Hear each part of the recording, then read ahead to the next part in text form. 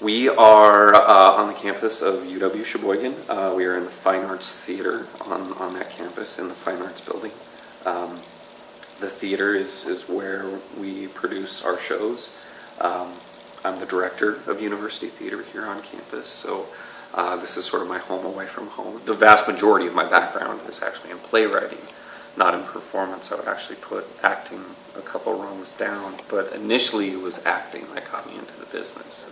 So my character for this play, Weird Flight, is the young version of Neil, young Neil.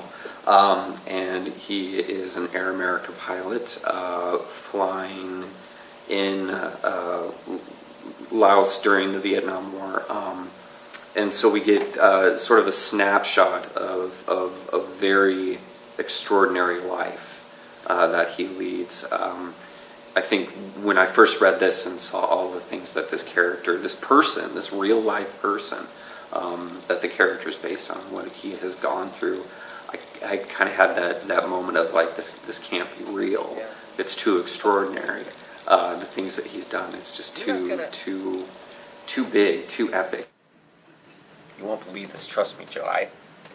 I used to think you couldn't make up half this shit.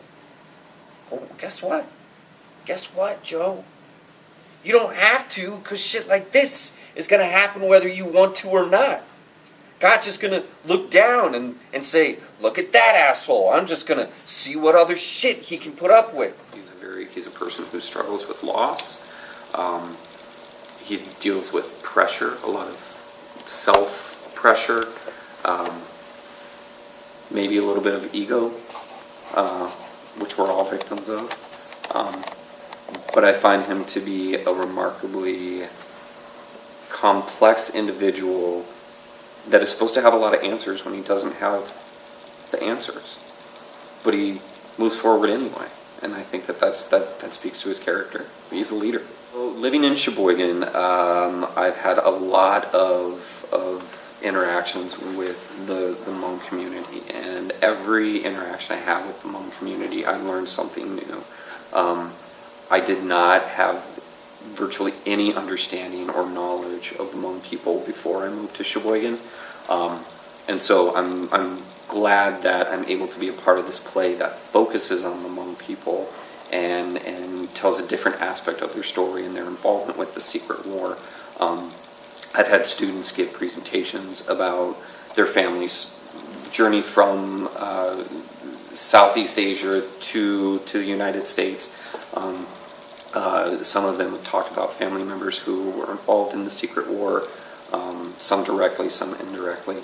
And so I kind of have gotten snippets, and so this play has been nice to kind of see all of those snippets contained within a single narrative, and see the sacrifice and hear the stories and show how dedicated they were to trying to help us. And so the Hmong people, I think, have such a rich history and a rich culture that really just kind of flies under the radar a lot of the time.